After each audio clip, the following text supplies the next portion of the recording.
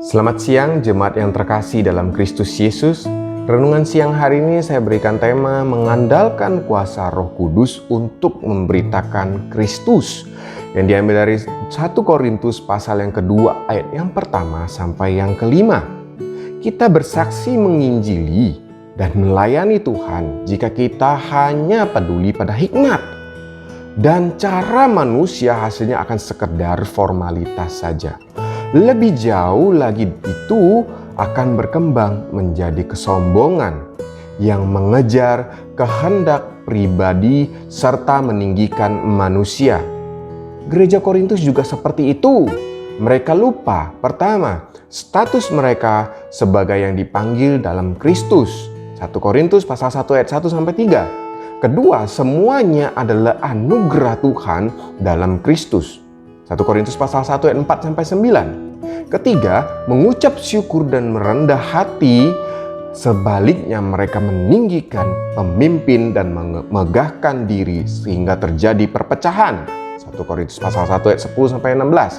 Maka perlu pertama memahami bahwa pemimpin bukanlah siapa-siapa. Mereka hanya yang memberitakan bahwa Kristus adalah hikmat dan kuasa Allah.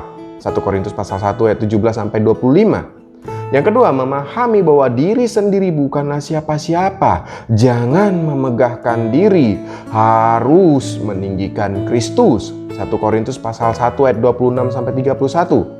Dalam 1 Korintus pasal 2 ayat 1 sampai yang kelima, Paulus bersaksi kepada gereja Korintus bahwa ia bersaksi demikian, memberitakan Injil dan melayani dengan tidak mementingkan hikmat secara manusiawi.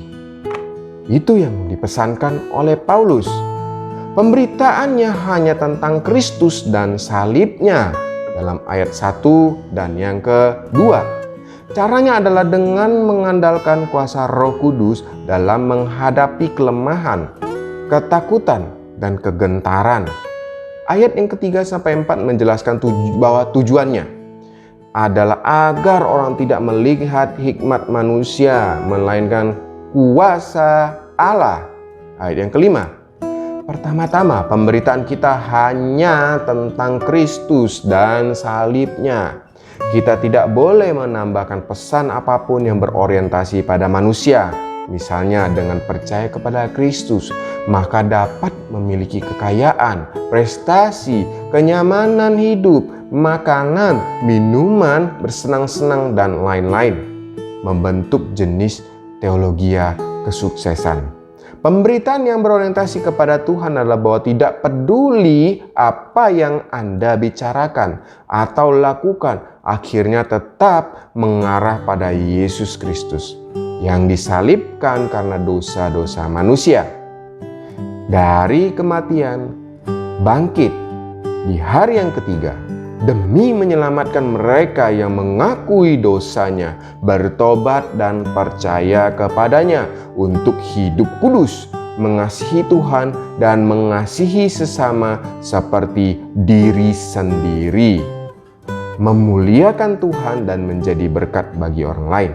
Kedua, cara kita adalah dengan mengandalkan hanya kepada kuasa Roh Kudus.